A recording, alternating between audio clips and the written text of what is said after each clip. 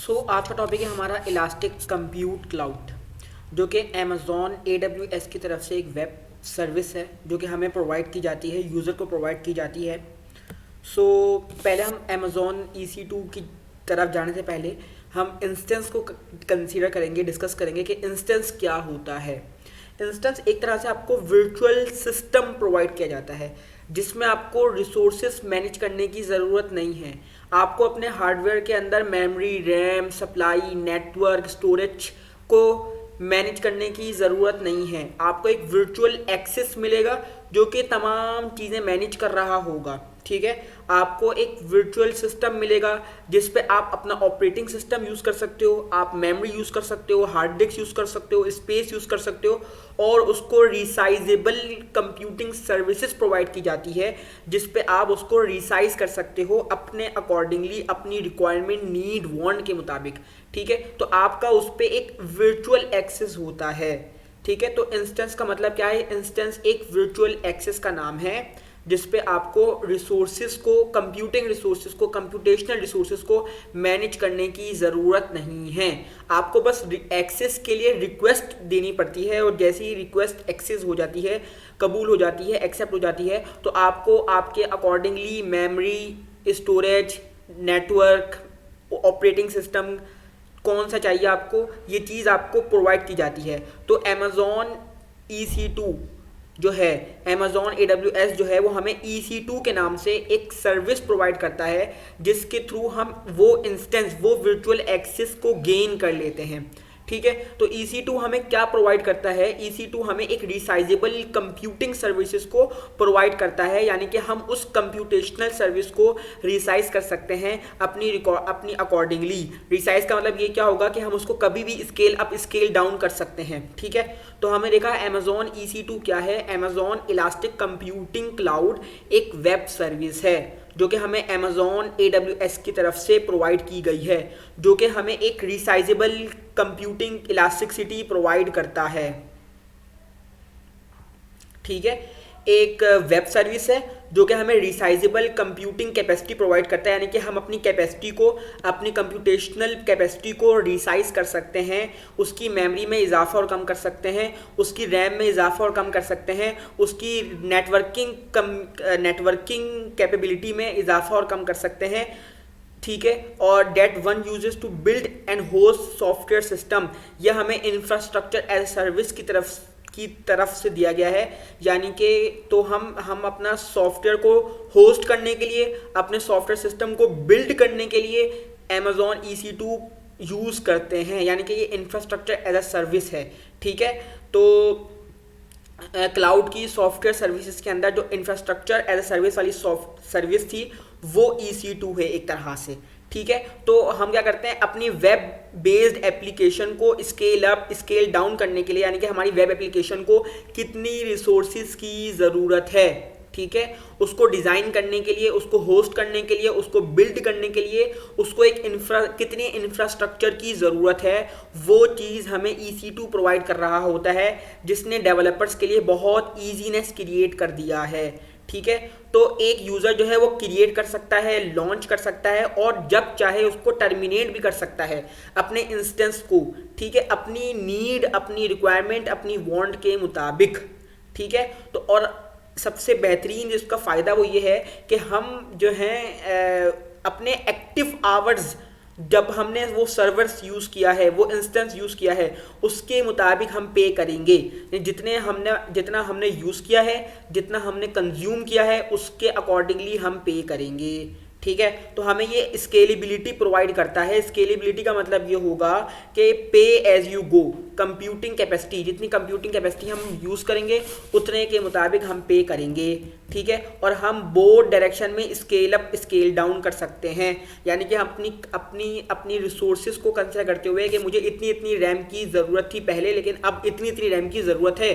ठीक है, मेरी सर्विसेज बढ़ गई हैं, मेरे पास मल्टीपल यूज़र्स आ रहे हैं, तो मैं अपनी स्केल को अप की तरफ ले जाऊंगा, और कोई ऐसा वक्त आया कि मुझे अपनी मेमोरी को कम करने की ज़रूरत थी, मुझे अपने स्टोरेज कम करने की ज़रूरत थी, मुझे अपनी नेटवर्किंग कैपेबिलिटी को कम करना था, मिनिमाइज़ करना था, तो मैं उसको स्केल डाउन कर लूँगा। तो यहाँ पे हमें इलास्टिसिटी का बहुत बेहतरीन चीज़ प्रोवाइड कर रहा है अमेज़ॉन। तो हमने देखा कि EC2 क्या होता है। EC2 एक वेब सर्विस है जो कि हमें अमेज़ॉन AWS प्रोवाइड करता है। यह हमें सिक्योर कंप्यूटिंग कैपेसिटी प्रोवाइड करता है जो रिसाइजेबल भी होती है, इलास्टिसिटी भी प्रोवाइड कर रही होती है और स्केलेबिलिटी भी प्रोवाइड कर रही होती है। यानी कि हम क्रिएट करते हैं और लॉन्च करते हैं मल्टीपल इंस्टेंसेस, और उन इंस्टेंसेस को हम स्केल अप और स्केल डाउन भी कर सकते हैं अपनी नीड रिक्वायरमेंट के मुताबिक। ठीक है, EC2 जो है वो हमें बहुत सारी इंफ्रास्ट्रक्चर्स प्रोवाइड कर रहा होता है।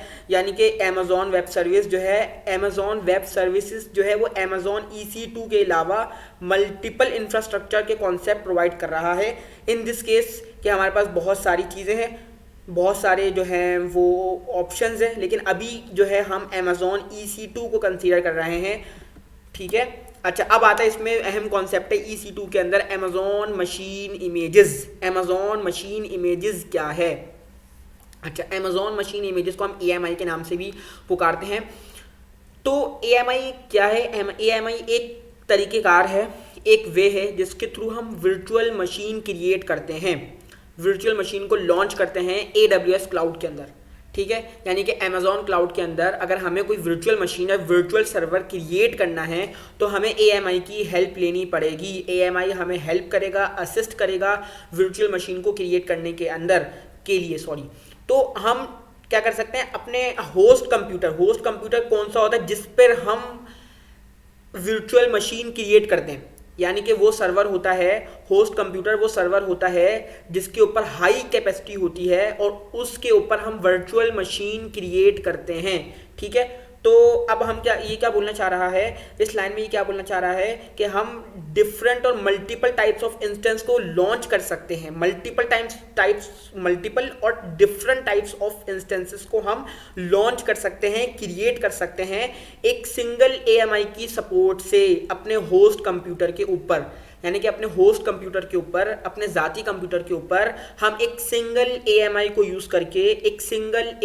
यूज़ करके अमेज़ॉन मशीन इमेजेस को यूज़ करके हम मल्टीपल और डिफरेंट टाइप्स की इंस्टेंसेस को क्रिएट कर सकते हैं। अब वो डिफरेंट टाइप की इंस्टेंसेस कौन सी है वो हम आगे देखेंगे। ठीक है, तो AMI हमें हेल्प कर रहा होता है इंस्टेंस को सेटअप करने के लिए बहुत ईजी, बहुत एफिशिएंट, बहुत इफेक्टिव और बहुत फास्टर वे के अंदर। ठीक है, तो और दूसरी बात ये कि हर इंस्टेंस जो क्रिएट हो रहा होता है और लॉन्च हो रहा होता है वो हमें डिफरेंट तरह की मेमोरी और डिफरेंट तरह की कंप्यूटेशनल फैसिलिटी प्रोवाइड कर रहा होता है। ठीक है, और वो किस तरह कर रहा होता है वो भी हम आगे देखेंगे। तो यहाँ पे हमें ये बता रहा है कि जो क्रिएट करते हैं इंस्टेंस वो स्मॉल टाइप का भी है, वो लार्ज भी है, वो एक्स्ट्रा लार्ज भी है, वो माइक्रो भी है, वो हाई CPU मीडियम भी है। ठीक है, और इन सब का अलग अलग रैम है, इन सब का अलग अलग CPU है, इन सब का अलग अलग जो भी कैपेबिलिटीज़ हैं वो भी मैंने आगे आई गेस डाला हुआ है। हाँ, ठीक है, तो जैसे ही एक दफ़ा AMI क्रिएट हो गई है और रजिस्टर्ड हो गई, so we have created an MI, ठीक है, AMI, और we have launch it, we have registered it, तो हम इसको रीयूज़ कर सकते हैं। रीयूजिबिलिटी भी दे रहा है हमें। इस रीयूजिबिलिटी किस लिहाज से दे रहा है कि हम अपनी सेम कॉन्फ़िगरेशन के साथ मल्टीपल इंस्टेंसेस क्रिएट कर सकते हैं, लॉन्च कर सकते हैं वंस AMI क्रिएट हो गई है। ठीक है, तो AMI is a very big, हमें एक अच्छी अवेलेबिलिटी दे रहा है। तो मैंने कहा था कि टाइप्स ऑफ इंस्टेंसेस हैं। अगर हम स्मॉल की बात करें तो उसमें इतनी CPU कैपेबिलिटी प्रोवाइड की जा रही है, इतनी रैम, इतना लोकल स्टोरेज, इतना किस किस प्लेटफॉर्म पे वो एप्लीकेबल है, इतना इनपुट आउटपुट, और उसका नाम M1.small। इसी तरह लार्ज है, एक्स्ट्रा लार्ज है, माइक्रो है, हाई CPU मीडियम है, जो कि अपने अकॉर्डिंगली उनकी CPU की कैपेबिलिटी, उनकी मेमोरी की कैपेबिलिटी, अब जो हम चाहें उसको लॉन्च कर दें। ठीक है, AMI के थ्रू। ठीक है, अच्छा, अब ये हमें क्या चीज़ प्रोवाइड कर रहा है, EC2 हमें क्या चीज़ प्रोवाइड कर रहा है, EC2 हमें मॉनिटरिंग प्रोवाइड कर रहा है अपनी इंस्टेंसेस के ऊपर। Once we have created multiple instances, अब उसकी मॉनिटरिंग कौन करेगा कि भाई वो इंस्टेंस जो है वो अपनी तमाम रिसोर्सेज को सही तरह यूज़ कर भी रहा है, नहीं कर रहा, और वो अपना वक्त पे काम कर रहा है, वो रिसोर्सेज को सही तरह मैनेज कर रहा है, ऑपरेटिंग सिस्टम सही तरह मैनेज हो रहा है, ऑपरेटिंग सिस्टम जो है वो तमाम रिसोर्सेज को अपने अपना काम और सही तरह रिसोर्सेज को एक तरह से एक जगह से दूसरी जगह मैनेज करने पे काम सही दे रहा है, तो हमें जो है मेमोरी मॉनिटर प्रोवाइड करता है क्लाउड वॉच के नाम से, जो कि स्टेटिस्टिकल मॉनिटरिंग करते हैं किसकी, इंस्टेंसेस की और ईबीएस की। ईबीएस हमारे पास अमेजोन का स्टोरिंग वो है जो हम आगे पढ़ने वाले हैं। तो क्लाउड वॉच के नाम से हमारे पास मॉनिटरिंग इस तरह से डिवाइस है जो कि इंस्टेंसेस को वॉच करेगी, ठीक है। इसके बाद हमें वो ऑटो स्केलिंग प्रोवाइड कर रहा है। ऑटो स्केलिंग क्या है, EC2 हमें ऑटो स्केलिंग किस तरह प्रोवाइड कर रहा है, यानी कि automatically scales Amazon EC2 capacity up and down, यानी कि वो EC2 कैपेसिटी को, रिसोर्सेज की कैपेसिटी को, मैनेजमेंट को वो अपने पास से अप भी करेगा और डाउन भी करेगा, कुछ रूल्स के अकॉर्डिंगली आपके बिजनेस को विजुलाइज करेगा। अगर बिजनेस की विजुलाइजेशन उन प्रिंसिपल्स के साथ सही है तो, और बिजनेस जो है वो ये रिक्वायर कर रहा है कि रिसोर्सेज को हाई हो जाना चाहिए, तो वो ऑटोमेटिकली आपकी रिसोर्सेज को हाई कर देगा उन रूल्स को, प्रिंसिपल्स को देखते हुए, ठीक है। तो वो ऐड कर देगा, रिमूव कर देगा कंप्यूटेशनल रिसोर्सेज, एक तो आपकी डिमांड के ऊपर, एक तो मैं अपनी डिमांड के मुताबिक बताऊंगा कि मुझे इतनी इतनी इतनी CPU चाहिए, इतना इतना रैम चाहिए, इतना इतना ऑपरेटिंग सिस्टम का कैपेसिटी चाहिए, तो वो तो एक हो गई। एक दूसरा क्या है कि वो आपकी बिजनेस को एक्सपीरियंस करेगा, ठीक है, और आपको आपकी जो है कैपेसिटी को खुद ब खुद ऑटोमेटिकली एनालाइज करके, विजुलाइज करके, एक्सपीरियंस करके आप ऑटोमेटिकली जो है वो अप एंड डाउन कर देगा। तो ऑटो स्केलिंग भी है। और लोड बैलेंसिंग को किस तरह के, हमारे पास जो मल्टीपल इंस्टेंसेस हम क्रिएट करते हैं, लॉन्च करते हैं, क्रिएट करते हैं और उसको फिर रन भी करवाते हैं, तो वो उसके ऊपर जो ट्रैफिक आ रहा होता है वो हमारे पास डिस्ट्रीब्यूटेड अमाउंट में आ रहा होता है, डिस्ट्रीब्यूशन के अंदर आ रहा होता है, सेंट्रलाइज नहीं होता। तो वहाँ पे इसलिए हमें इलास्टिक लोड बैलेंसिंग का एक कॉन्सेप्ट है जो कि हमें ये चीज़ प्रोवाइड कर रहा होता है मैनेज करने के अंदर मल्टीपल इंस्टेंसेस के ऊपर जो डेटा आ रहा होता है। तो EC2 की ये 3 मेन फैक्टर्स थे जो कि बहुत अच्छी चीज़ें हमें प्रोवाइड कर रहे हैं। तो लास्ट टॉपिक क्या है हमारे पास, EC2 टाइप ऑफ स्टोरेज, जो हमने ऊपर EBC पढ़ा था, Amazon EBC, elastic block store, ठीक है, ये एक टाइप है स्टोरेज की। Amazon S3 simple storage service और इंस्टेंसेस स्टोरेज, ये हम नेक्स्ट स्लाइड में पढ़ेंगे, नेक्स्ट डिटेल में पढ़ेंगे। ये 3 तरह के स्टोरेज हैं। तो हमने ये देखा कि आज की स्लाइड में कि अमेजोन EC2 क्या है।